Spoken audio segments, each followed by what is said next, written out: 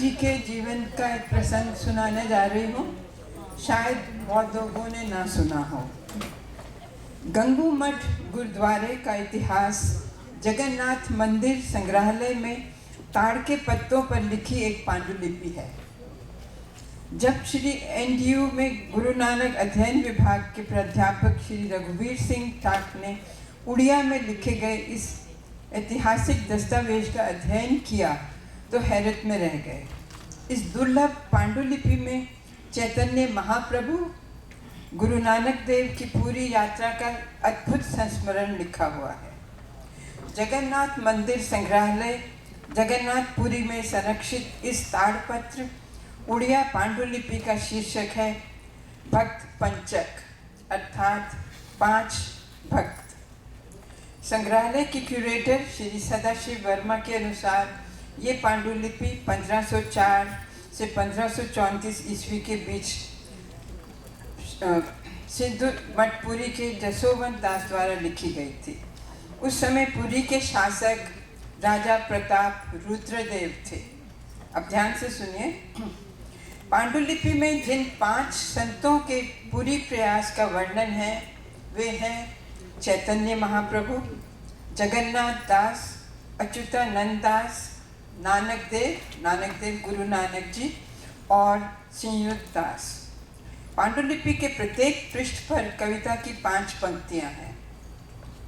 पांडुलिपि के पृष्ठ क्रमांक 14 पर गुरु नानक जी का वर्णन इस प्रकार है। पुरी के राजा प्रताप रुद्रदेव के शासनकाल के 13वें वर्ष में गुरु नानक देव मर्दाना और 14 अन्य सन्यासियों के साथ भादव शुक्ला एकादशी में उड़िया वर्ष के हिसाब से के दौरान भगवान जगन्नाथ के दर्शन करने जगन्नाथ मंदिर पहुँचे। उनकी पोशाक से गुरु नानक को एक खलीफा समझ लिया गया और उन्हें मंदिर में प्रवेश करने की अनुमति नहीं दी गई। गुरु नानक सन्यासियों के साथ समुद्र के किनारे पर चले गए और वहीं बैठकर उन्होंने भजन शुरू कर दिया। उस रात पुरी के राजा को स्वप्न में भगवान जगन्नाथ ने आदेश दिया कि मंदिर में नियमित होने वाली आरती बंद कर दी जाए। क्यों?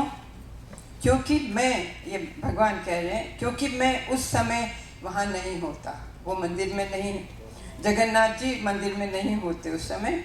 क्यों? समुद्र किनारे गुरु नानक के भजन सुन रहा होता।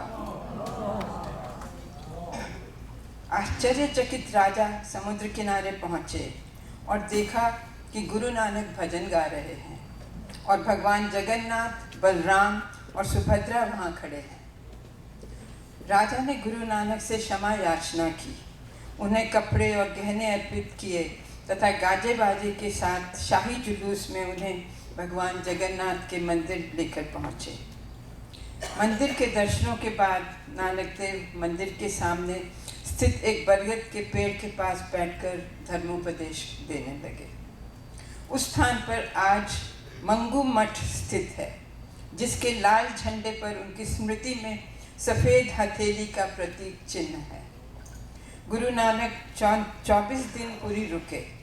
जब वे विदा हुए तब भी राजा ने पुरी से लगभग 23 मील दूर तक उनके साथ गया और चंडी नाला तक जाकर प्रभावशाली विदाई।